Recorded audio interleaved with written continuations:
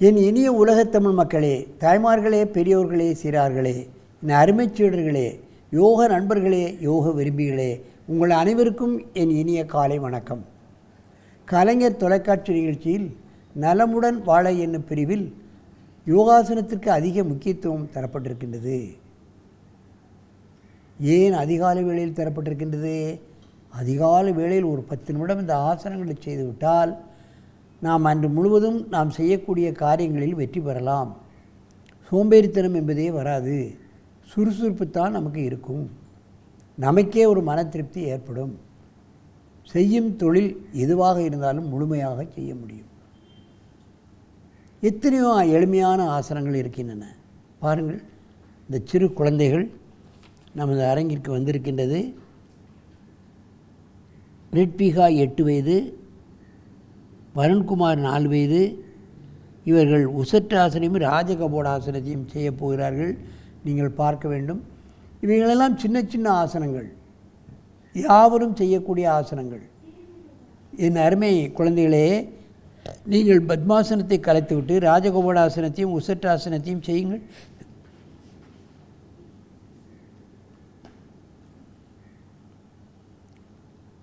Good. இடுப்பு முன்ன தள்ளு. அப்படி வரணும். அப்படியே இரு. பாருங்கள், மார்பகம் நன்றாக விரிக்கப்படுகிறது, முதுகு வளைக்கப்படுகிறது, கழுத்து வளைக்கப்படுகிறது. எத்தனை அவயவங்கள் வளைக்கப்படுகிறது என்பதை பாருங்கள். ராஜ கபோடாசனம். ராஜா என்று வந்துவிட்டாலே அது மேலோங்கிய ஆசனம், அற்புதமான ஆசனம், அதிக பலன்களை கொடுக்கக்கூடிய ஆசனம். ஒட்டகாசனமும் அதே போன்றுதான்.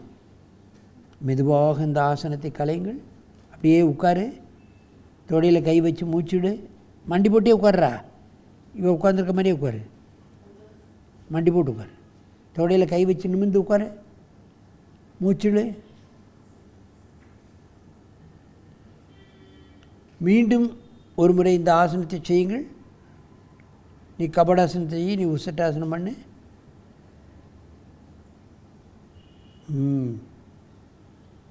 தலையை தொட முடியாது. கையை முதுகை வளைத்து தலையை தொட முடியாது. சிறு குழந்தைகளுக்கு வளையும் தன்மை இருக்கின்ற காரணத்தினால் இந்த சிறு குழந்தைகளுக்கு அடிக்கடி சளித்தொல்லை வரும். அதெல்லாம் இந்த ஆசனங்களை செய்வங்களுக்கு வராது. நோய் எதிர்ப்பு சக்தி சின்ன குழந்தைகளுக்கு குறைவு. எந்த நோயும் எளிமையாக ஈஸியாக அவர்களை பீடித்து கொள்ளும்.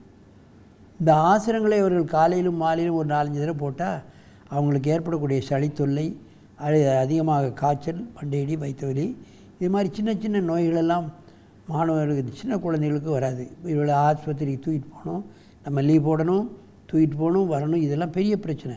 குழந்தைகளை ஆரோக்கியமாக வைப்பதற்கு இந்த ஆசனங்களே போதுமானது. ஆசனத்தை கலையுங்கள். அப்படியே உட்காரு. நல்ல மூச்சுடு.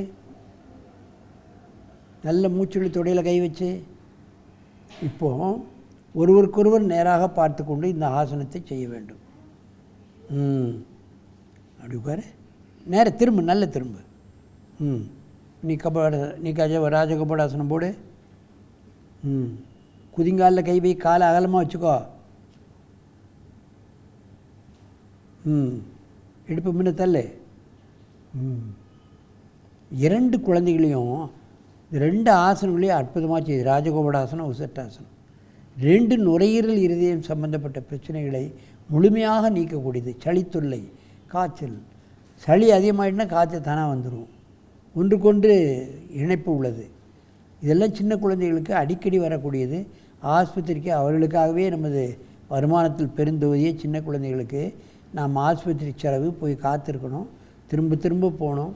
இது மாதிரியான பிரச்சனைகளெல்லாம் நமக்கு ஏற்படாது. அப்படியே இந்த ஆசனத்தை கலையுங்கள். அப்படியே வஜ்ராசனத்தில் உட்காரு. மூச்சுடு. நல்ல மூச்சுடு. மீண்டும் ஒரு முறை செய்யுங்கள்.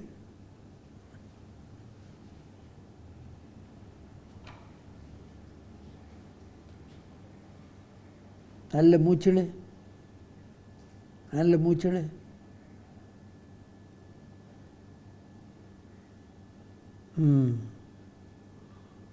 இந்த ஆசனத்தை கலையுங்கள். அப்படியே உட்கார்ந்து மூச்சுடு. அப்படியே என்னை பார்க்க திரும்ப, என்னை பார்க்க திரும்ப. இந்த ஆசனத்தை செய்யுங்கள்.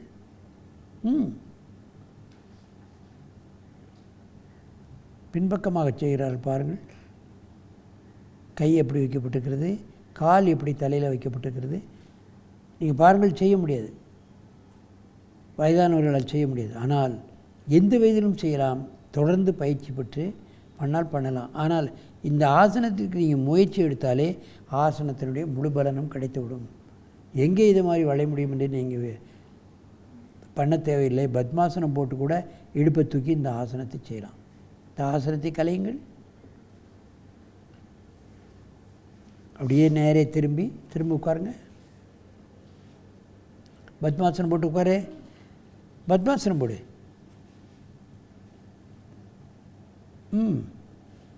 முன்ன தள்ளி உட்காரு.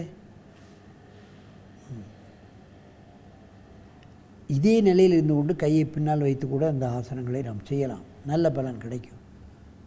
நம்மளால் வண்டி போட்டு உட்கார்ந்து செய்ய முடியவில்லை என்று நீங்கள் கவலைப்பட தேவையில்லை. யாராவது முதுகை மேலே தூக்கி இந்த ஆசனத்தை செய்யலாம். ஆகவே இது போன்ற சின்ன சின்ன ஆசனங்களை நாம் அனுதினமும் பழகி, காலையிலும் மாலும் பழகி, நமக்கு ஏற்பட்டிருக்கின்ற பிரச்சனைகளை நீக்கிக் கொள்ள வேண்டும். சளித்தொல்லை, முதுகுவலி, கழுத்து வலி போன்ற பல்வேறு பிரச்சனைகளை நீக்கிக் கொண்டு என்றும் ஆரோக்கியமாக நீங்கள் வாழ வேண்டும் என்று கேட்டு உங்களிடமிருந்து விடைபெறுவது ஆசனம் ஆண்டியப்பன். வணக்கம்.